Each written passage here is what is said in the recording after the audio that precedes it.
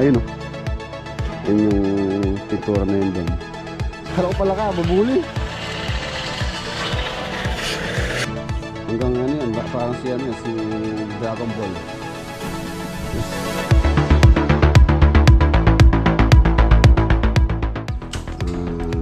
Bilasa. Ayan na po yung ano, halos hanggang doon yung bahat. Wah, palampas mo na yan mo.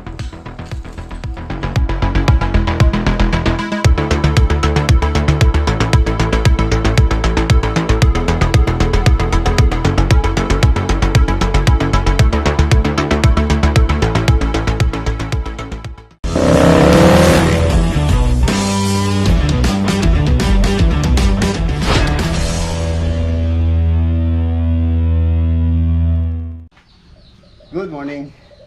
Mga boss, sa Monday. So ito yung first day natin dito sa ito na po yung plano sa Gapan Nueva Ecija project.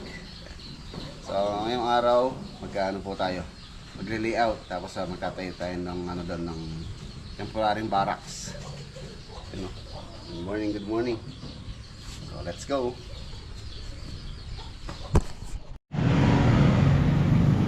Ayan na, nandito na tayo sa Cabiao, Huit Hardware.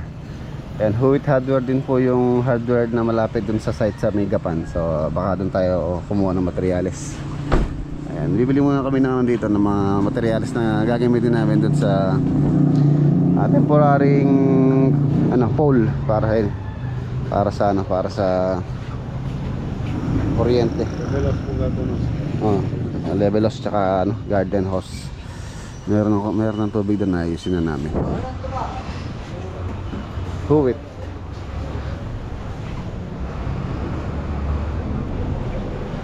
Daming dito. Malaking hardware si Huwit. Marami po siyang branch dito sa Nueva Ecija. Meron din siyang water closet.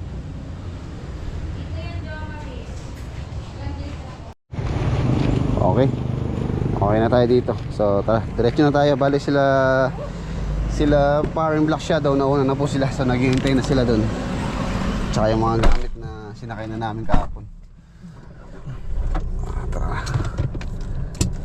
Wala pa tayo naririnig. So hopefully sana bago matapos ang terminong ito may makita tayo sa Lusubud. Dahil yan po ang... May balak nang maglagay ng cistern dito sa may sa QZ, pati doon sa may bahagi ng UST. Kasi di ba doon magalas pain? Narinig ko na yan, pero mukhang... Pero wala pa rin hanggang ngayon. Hindi...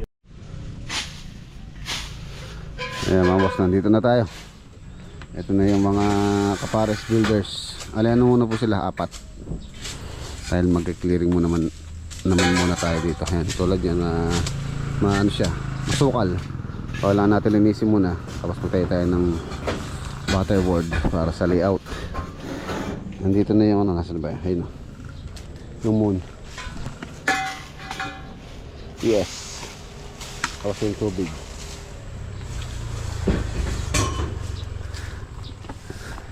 Dito sa kabila, yung pong existing na bakod na to, pasok sa property.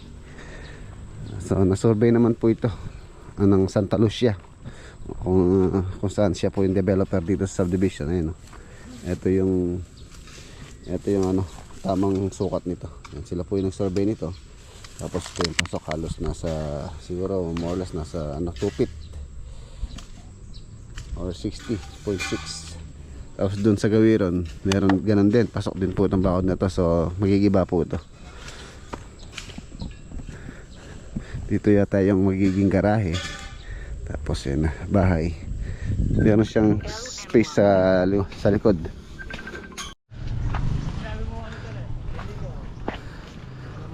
Baba. Kahapon sinakay po namin to. Ayun, kahapon kasi hindi tayo malis sa bahay. So pumunta kahapon sina Paring Obed doon tsaka si Paring Black. Pinrepair na namin yung gamit. Mga tubo po ito tsaka yero. So tingnan natin saan tayo pwedeng gumawa ng imbakan ng materyales.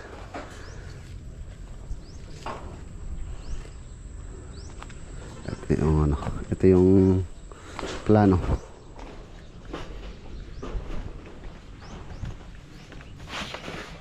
Pilote. Lalo yung kanyang frontage. Nasa... Kanyang frontage yun. Wala yung sukat kayo. Ito yung frontage yun. Nasa total. Wala na. Sukatin po namin to ng actual kung tumatama itong sukat na to dito sa mga moon na nilagay.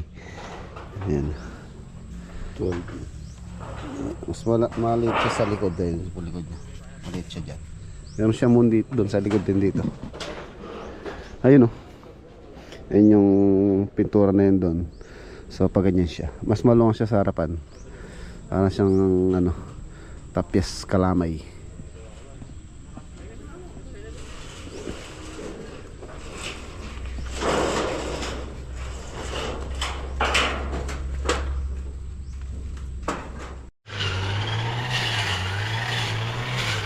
Ayan, okay na. Linis na.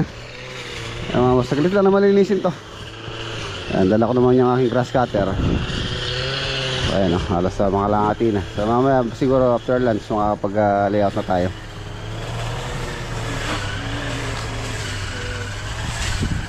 Nasa ano yata ito, kung hindi ako nagkakamali, nasa 400 square meter. So mamaya po check natin kung ilang total square meter itong lot area.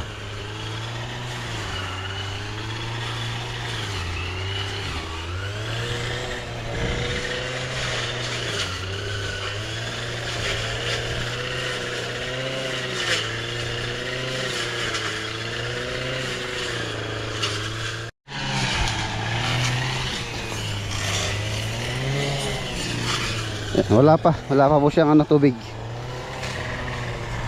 Hopefully sana bago mag dire-diretso yung tagulan, kahit makaangat lang po kami dito sa ano, dito sa pundasyon. Ito po kasi yung pinaka ano, isa sa pinakamahirap sa paggawa ng bahay, yung paghukay ng pundasyon, lalo na pagka yung hukay ni sa maputik or matubig. Alang as Rick? Wala. Ito yung moon niya. Dito sa likod meron na oh.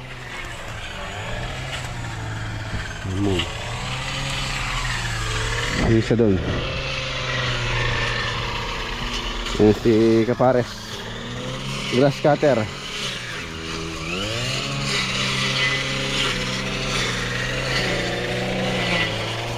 Palaka. Ito, kala ko palaka. Bubuli.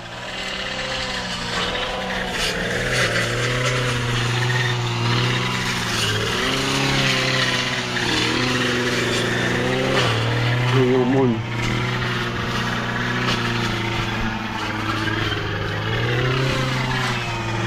Kanyang pare na. Ay mga boss, may dala po akong dalag. Inihaw namin. So ito yung aming muntik na masunog. Bagay ano lang to, kaliskis lang. Kain tayo. Ay, si Kapares Builders. Ano Kapares? Tatupad na yung ano, yung bahay serye. Day 1. Budol fight muna kami dito. Lalagay natin na episode 1 na. Oo. Hanggang ano yan, parang si ano yan, si Dragon Ball. Maraming episode. Ayun na, malinis na po. Kaya muna mamaya. Kakapag tayo ng stock tapos layout. And then, hukay. So, bago sana bago magdire-diretso yung ulan, at least makaangat tayo. Pasko. Sus, okay, kahit tayo. Oh. Mari kayo muna.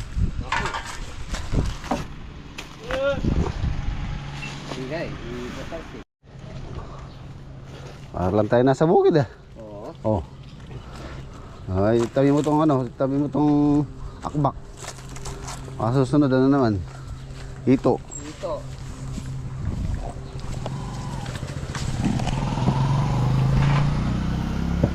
Sarap, para lang tayo nagpipiknik.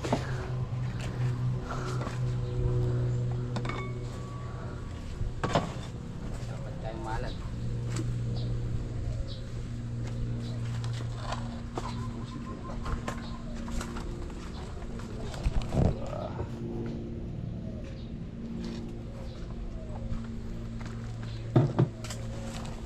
Bagoong. Bago.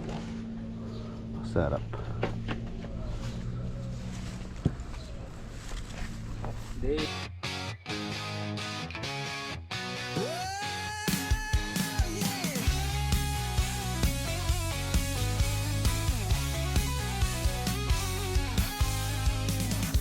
araw may simula, may plano sa kamay.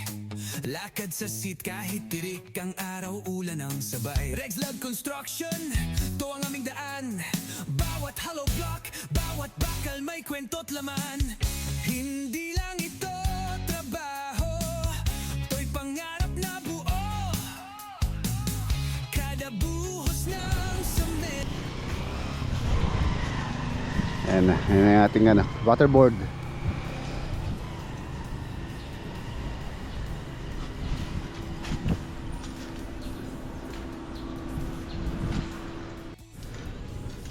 Ayan, medyo malalim-lalim po yung tatabunan dito.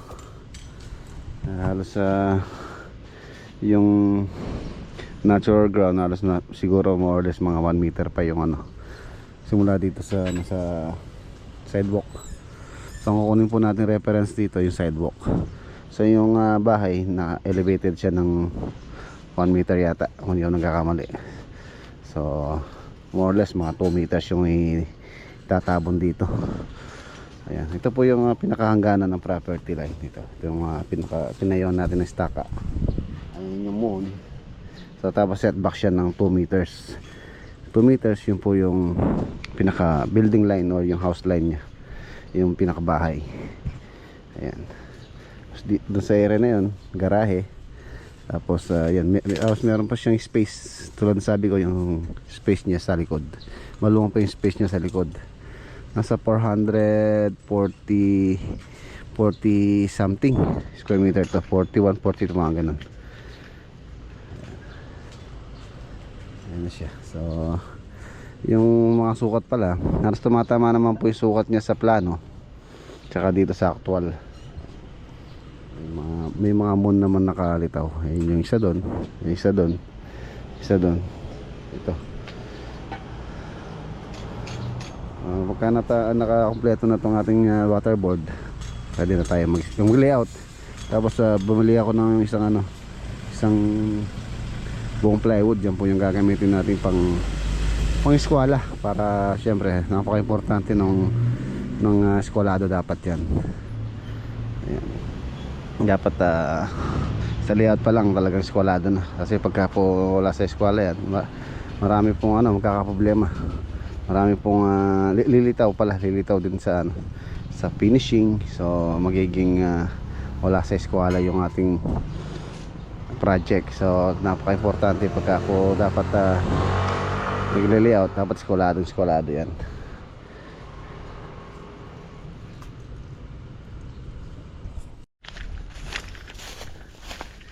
Init. Nano ini kainit. Tangle. Alagaw. Alagaw ini. Alagaw. Alagaw no. Oo nga, alagaw. Sarap nito mga boss, sa hito. Sarap to. Ano, alagaw. Alagaw. Ang dali ding patubuin to, nilang to. Sanga lang tutubo to. Saan nakuha tayo. Tatamaan po ito, mamamatay ito. Alagaw. Tatanim ko sa farm. Wala pa akong ganito dun. Sarap to sa yung mga isdang bilasa. Tapos paksiw mo, lagyan mo ganyan. Ay, yung mga Kapampangan po, alam na alam yan. Yung mga iba nga halos kung saan nilang pinabubulok, sinasadya nilang pabulok yung isda bago lagyan ng ganito, no? Alagaw. Yung isdang pinabulok, tapos lagyan mo paksiw mo, lagyan mo ganito. Yung bumoboto. Oo. Bumoboto. Sarap Ibig sabihin na yun, botante na yun, no? Bumoboto na. Ngayon mo lang mamamatay yung sila. Ayan na po yung halos hanggang dun yung bahay. Naka po yan, naka setback ng 1 meter. 1 meter yung setback niya sa building line. Kaya po nilalagyan natin ng setback yan. Dahil pagka nag-hukay tayo, pagka malapit po yung waterboard na yan, tatamaan ng hukay. So at least 1 meter po yung setback.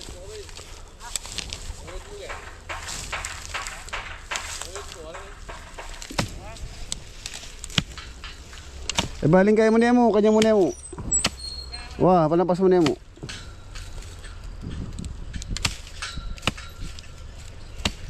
Yan, ano yun pare? Papaya. Ano yun?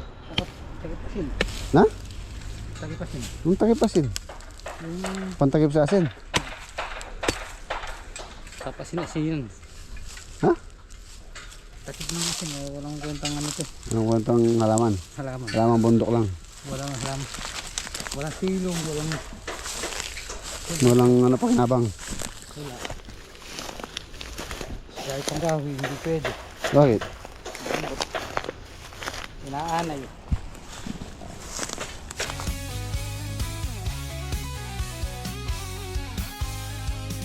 Kada araw may simula, may plano sa kamay. Lakad sa seat kahit tirik ang araw, ulan ang sabay. Rexlab Construction, to ang aming daan. Bawat hollow block, bawat bakal may kwento't laman. Hindi lang ito trabaho, to'y pangarap na buo. Kada buhos ng semento may pangakong totoo. Sa bawat pakot martilyo, tibay ng loob ang dala namin dito. Regs Vlog, kwento ng konstruksyon, puso't pawis, tunay na misyon. Buuin ang mundo, unti-unti pero totoo. Regs Vlog Construction, tara na't sumalo. Drone shot mula sa taas, progress na mabilis. Kada floor kita mo na, di lang basta business. May teambag, may pamilya, kahit dusty ang mata. Dito sa vlog na to, damang-dama ang gawa. Blueprint sa papel, pero puso ang batayan. Kaming mga gumagawa sa likod ng kabayan. Walang shortcut sa tibay, diskarte'y tunay. Sa Rexlab Construction solid, walang sablay. Sa bawat pakot martilyo, tibay ng loob ang dala namin dito. Regs Vlog, kwento ng konstruksyon. Okay na. Ito na lang isa na to. Kapag natapos na to, pwede na tayo mag-layout. Setback niya dito 3 meters. Tapos meron siyang elevation dyan. Ayan mga boss. Nakikita niyo dito yung mga elevation. Bali itong mga room, elevated siya ng 1.15. Yeah. 1.15. Tapos dito 1.05. Ayan. 1.05. Dito 1.15. So alas 1.15 yung elevation nya. Reference natin dyan yung sidewalk. Sidewalk po tayo kukuha, hindi sa road. Ito yung sidewalk 20. Halos mataas po yung tatambakan dito. Itong staka na to, halos bumaba pa kami ng 20 cm. 20 cm yun pa lang yung sidewalk. Pantay dun, tataas pa siya ng ano dyan, 1.15.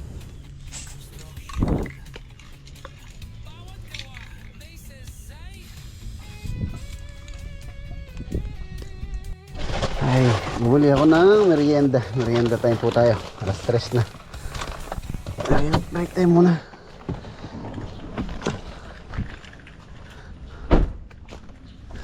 Break, break, break.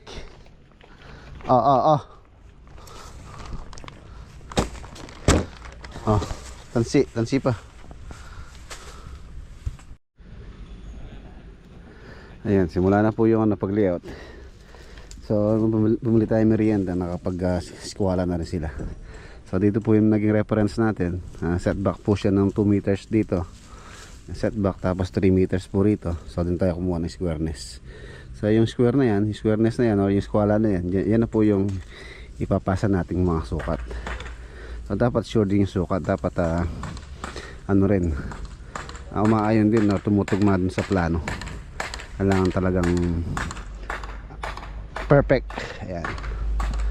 Ayan na siya. So, sukat-sukat, and then lalagyan ng mga line or tansi.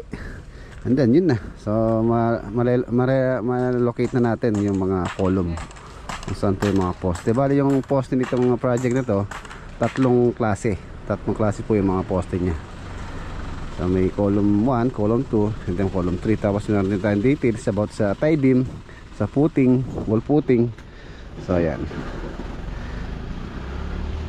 Bungalow, residential. Ayun na yung building permit.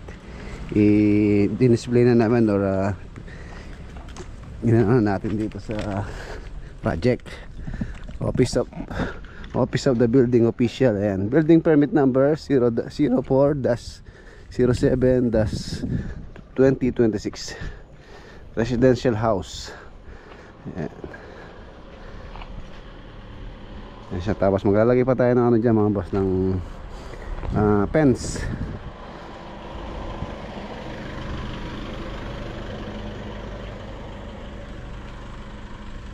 Dito mahuhuli na to dito. Dahil dito naman po garahe ito. So yun doon. Hindi naman na dikit yung bahay dito sa perimeter. Yun lang poste nitong garahe. So kahit na mauna na kami dito sa main house. So itong garahe, itong ano na to, itong pumasok na to, so ano pa natin yan. I-confirm pa natin kung talagang dyan na po yung sukat nya. Ayan. Ayan na siya. So first day natin ngayon. Anong petsa ba ngayon? May 24.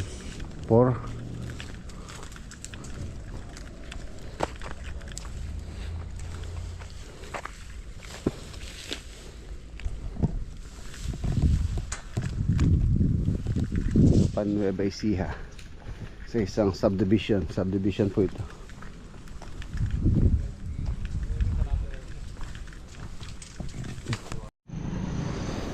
So mga boss, okay na po.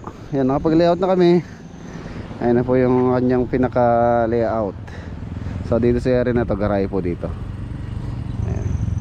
So tomorrow, paradagdagan ko na yung tao. Siguro magiging 6 na sila bukas.